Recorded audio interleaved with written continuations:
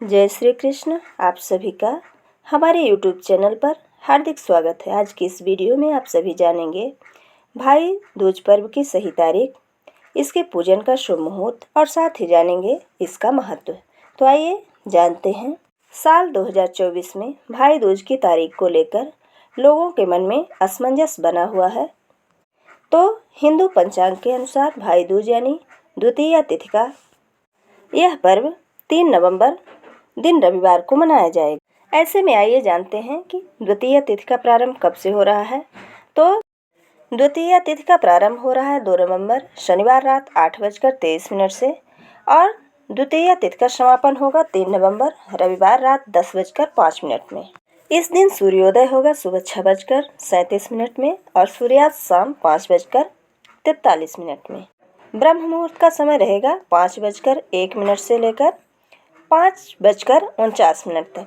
अभिजीत मुहूर्त सुबह 11:48 से लेकर 12:32 तक और सौभाग्य योग सुबह 11:39 तक। बाद में शोभन योग रहेगा। और साथ ही आइए जानते हैं राहु काल का समय। तो राहु काल का समय 4:30 से लेकर 6 बजे तक रहेगा। राहु काल के मुहूर्त में कोई भी शुभ कार्य नहीं किया जाता। तो कोई भी बहनें जो भी अपने भाई को तिलक करती हैं तो राहु काल के समय में भाई को तिलक करने से बचें।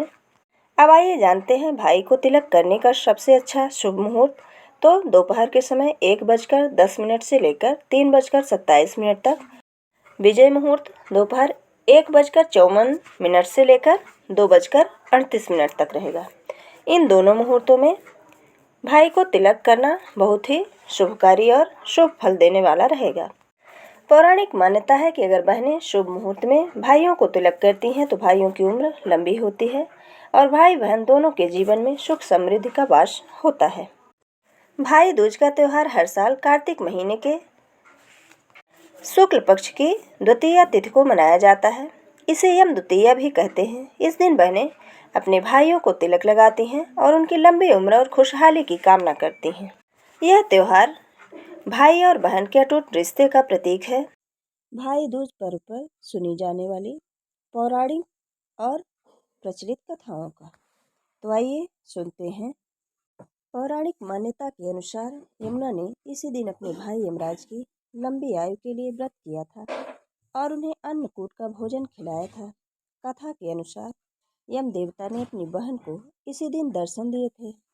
यम की बहन यमुना अपने भाई से मिलने के लिए अत्यधिक व्याकुल थी। अपने भाई के दर्शन कर यमुना बेहद प्रसन्न हुई और यमुना ने प्रसन्न होकर अपने भाई की बहुत आवभगत की। यम ने प्रसन्न होकर उन्हें वरदान दिया कि इस दिन अगर भाई बहन दोनों एक साथ यमुना नदी में स्नान करेंगे तो उन्हें मुक्ति प्राप्त होगी। इसी कारण से इस दिन यमुना नदी में भाई बहन के साथ स्नान करने का बड़ा ही महत्व है। इसके अलावा यम ने यमुना से प्रसन्न होकर कुछ वरदान मांगने को कहा, जिससे यमुना ने अपने भाई यम से वचन लिया कि आज के दिन हर भाई को अपनी बहन के घर जाना चाहिए।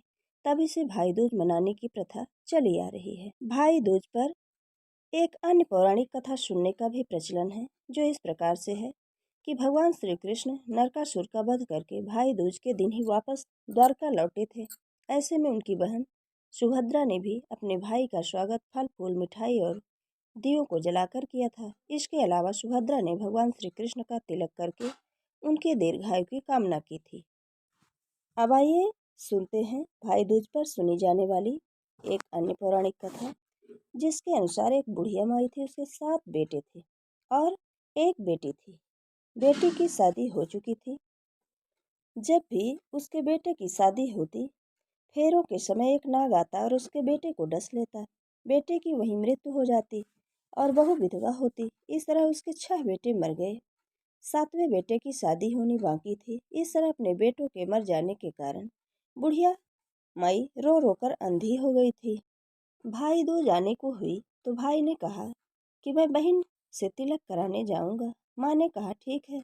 उधर जब बहन को पता चला कि उसका भाई आ रहा है तो वह खुशी से पागल होकर पड़ोसन के घर गई और पूछने लगी कि जब बहुत प्यारा भाई घर आए तो क्या करना चाहिए। पड़ोसन उसकी खुशी को देखकर जल भून गई और कह दिया कि दूध से रसोई लीप ले घी में चावल पका। बहन ने ऐसा ही किया। उधर भाई जब बहन के घर जा रहा था तो उसे रास्ते में सांप मिला। सांप उसे डसने को हुआ। भाई बोला, तुम मुझे क्यों डस रहे हो? सांप बोला, मैं तुम्हारा काल हूँ और तुमको डसना है। भाई बोला, मेरी बहन मेरा इंतजार कर रही है, मैं जब तिलक करा के वापस आऊंगा तब तो मुझे डस लेना। सांप ने कहा, भला आज तक कोई अपनी मौत के लिए लौट के आया है जो तुम आओगे? भाई ने कहा, अगर तुम्हें यकीन नहीं है तो तू मेरे झोले में बैठ जा। जब मैं अपनी बहन के साथ तिलक करवा लूं तो मुझे डस लेना। सांप ने ऐसा ही किया। भाई बहन के घर पहुंच गया। दोनों बड़े खुश हुए। भाई बोला, बहन जल्दी से खाना दे, बड़ी भूख लगी है। बहन क्या करे, न तो दूध की रसोई सूखे न ही घी में चावल पके। भाई ने पूछा, बहन इतनी देर क्यों लग रही है, तू क्या पका रही है? तब बहन ने बताया कि ऐसे ऐसे किया है। भाई बोला, पगली, कहीं घी में चावल पके हैं या दूध से कोई रसोई लीपे है? गोबर से रसोई लीपो, दूध से चावल पकाओ। बहन ने ऐसा ही किया। खाना खा के भाई को बहुत जोर की नींद आने लगी। इतने में बहन के बच्चे आ गए और बोले, मामा मामा हमारे लिए क्या लाए हो? भाई बोला, कुछ नहीं लाया। बच्चों ने वह झोला ले लिया जिसमें सांप था। जैसे ही उसने खोला उसमें से हीरे का हार निकला। बहन ने कहा, भैया तूने बताया नहीं कि तू मेरे लिए इतना सुंदर हार लाया है। भाई बोला, बहना तुझे पसंद है तो तू ले ले, मुझे हार का क्या करना। अगले दिन भाई बोला, अब मुझे जाना है, मेरे लिए खाना रख दे। बहन ने भाई के लिए लड्डू बनाकर एक डिब्बे में रख दिए। भाई कुछ दूर जाकर थक कर एक पेड़ के नीचे सो गया। उधर बहन के जब बच्चों को भूख लगी तो माँ से कहने लगे कि खाने के लिए कुछ भोजन दो। माँ ने कहा, खाना अभी बनने में देर है। तो बच्चे बोले कि मामा को जो रखा है वही दे दो। तो वह बोली कि लड्डू बनाने के लिए बाजरा पीसा था, वही बचा पड़ा है, चक्की में जाकर खा लो। बच्चों ने देखा कि चक्की में तो सांप की हड्डियां पड़ी हैं। यही बात माँ को आकर बताई तो वह बावली सी होकर भाई के पीछे भागी। रास्ते भर लोगों से पूछती रही कि किसी ने मेरे भाई को देखा है। तब किसी ने बताया कि कोई लेटा तो है पेड़ के नीचे, देख ले वही तो नहीं। भागी भागी पेड़ के नीचे पहुंची, अपने भाई को नींद से उठाया। भैया भैया कहीं तूने मेरे लड्डू तो नहीं खाए? भाई बोला, ये ले तेरे लड्डू। नहीं खाए मैंने, लड्डू ही तो दिए थे, उसके भी पीछे पीछे आ गई। बहन बोली, नहीं भाई तू झूठ बोल रहा है, जरूर तूने खाया है, अब तो मैं तेरे साथ चलूंगी। भाई बोला, तू ना मान रही तो चल फिर। चलते चलते बहन को प्यास लगी है। वह भाई से कहती है कि मुझे पानी पीना है। भाई बोला, अब मैं यहाँ तेरे लिए पानी कहाँ से लाऊं? देख दूर कहीं चील उड़ रही है, चली जा, वहाँ शायद तुझे पानी मिल जाए। तब बहन वहाँ गई और पानी पीकर जब लौट रही थी तो रास्ते में देखती है कि एक जगह जमीन में 6 सिलाएं गड़ी है और एक बिना गड्ढे रखी हुई है। उसने एक बुढ़िया से पूछा कि ये सिलाएं कैसी हैं? उस बुढ़िया ने बताया कि एक बुढ़िया है, उसके 7 बेटे थे। 6 बेटे तो शादी में मंडप में ही मर गए और उसके नाम की ये सिलाएं जमीन में गड़ी हैं। अभी 7वें बेटे की शादी होना बाकी है। जब उसकी शादी होगी तो वह भी मंडप में ही मर जाएगा। तब यह 7वीं सिला भी जमीन में गाड़ दी जाएगी। यह सुन बहन समझ गई कि सिलाएं किसी और की नहीं बल्कि उसके भाइयों के नाम की ही हैं। उसने उस बुढ़िया से अपने 7वें भाई को बचाने का उपाय पूछा। बुढ़िया ने बतला दिया कि वह अपने 7वें भाई को कैसे बचा सकती है। सब जानकर वह वहां से अपने बाल खुले करके पागलों की तरह अपने भाई को गालियां देती हुई चली। भाई के पास आकर बोलने लगी, तू तो जलेगा, कुटेगा, मरेगा। भाई उसके ऐसे व्यवहार को देखकर चौंक गया, पर उसे कुछ समझ नहीं आया। इसी तरह दोनों भाई बहन माँ के घर पहुंच गए। थोड़े समय के बाद भाई के लिए सगाई आने लगी। उसकी शादी तय हो गई। जब भाई को सहरा पहनाने लगे तो वह बोली, इसको क्यों सहरा बंधेगा? सहरा तो मैं पहनूंगी, ये तो जलेगा मरेगा। सब लोगों ने परेशान होकर सहरा बहन को दे दिया। बहन ने देखा कि उसके कलगी की जगह सांप का बच्चा था। बहन ने उसे निकाल कर फेंक दिया। जब भाई घोड़ी चढ़ने लगा तो बहन फिर बोली, ये घोड़ा पर क्यों चढ़ेगा? घोड़ा पर तो मैं बैठूंगी, ये तो जलेगा मरेगा, इसकी लाश को चील कौवे खाएंगे। सब लोग बहुत परेशान हो गए। सब ने उसे घोड़ी पर भी चढ़ने दिया। अब जब बारात चलने की बारी हुई तब बहन बोली, ये क्यों दरवाजे से निकलेगा, ये तो पीछे के रास्ते से जाएगा। दरवाजे से तो मैं निकलूंगी। जब वह दरवाजे के नीचे से जा रही थी तो दरवाजा अचानक गिरने लगा। बहन ने एक ईंट उठाकर अपनी चुनरी में रख ली। दरवाजा वहीं की वहीं रुक गया। सब लोगों को बड़ा अचंभा हुआ। रास्ते में एक जगह बारात रुकी तो भाई को पीपल के पेड़ के नीचे खड़ा कर दिया। बहन कहने लगी कि ये क्यों छांव में खड़ा होगा, ये तो धूप में खड़ा होगा, छांव में तो मैं खड़ी होऊंगी। जैसे ही वो पेड़ के नीचे खड़ी हुई पेड़ गिरने लगा। बहन ने एक पत्ता तोड़कर अपनी चुनरी में रख लिया तो पेड़ वहीं रुक गया। अब तो सबको विश्वास हो गया कि ये बावली कोई जादू टोना सीख कर आई है जो बार बार अपने भाई की रक्षा कर रही है। ऐसा करते करते फेरों का समय आ गया।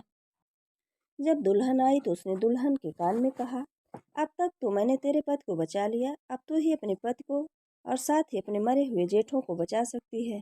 फेरों के समय एक नाग आया जो जैसे ही दूल्हे को डसने को हुआ दुल्हन ने उसे एक लोटे में भर के ऊपर से प्लेट बंद कर दिया। थोड़ी देर बाद नागिन लहर लहर करती आई। दुल्हन से बोली, तू मेरा पति छोड़। दुल्हन बोली, पहले तू मेरा पति छोड़। नागिन ने कहा, ठीक है, मैंने तेरा पति छोड़ा। दुल्हन, ऐसे नहीं, पहले 3 बार बोल। नागिन ने 3 बार बोला। फिर बोली कि अब मेरे पति को छोड़। दुल्हन बोली, एक मेरे पति से क्या होगा। हंसकर बोली, हंसने बोलने के लिए एक जेठ भी तो होना चाहिए, एक जेठ भी छोड़। नागिन ने जेठ के भी प्राण छोड़ दिए। फिर दुल्हन ने कहा, एक जेठ से लड़ाई हो गई तो एक और जेठ जो विदेश चला गया, तो तीसरा जेठ भी छोड़। इस तरह एक एक करके दुल्हन ने 6 जेठ को जीवित करा लिए। उधर रो रो कर बुढ़िया का बुरा हाल था कि अब तो मेरा 7वां बेटा भी बाकी बेटों की तरह मर जाएगा। गांव वालों ने उसे बताया कि उसके 7 बेटे और बहुएं आ रही हैं। तो बुढ़िया बोली, अगर यह बात सच है तो मेरी आंखों की रोशनी वापस आ जाए और मेरे सीने से दूध की धार बहने लगे। ऐसा ही हुआ।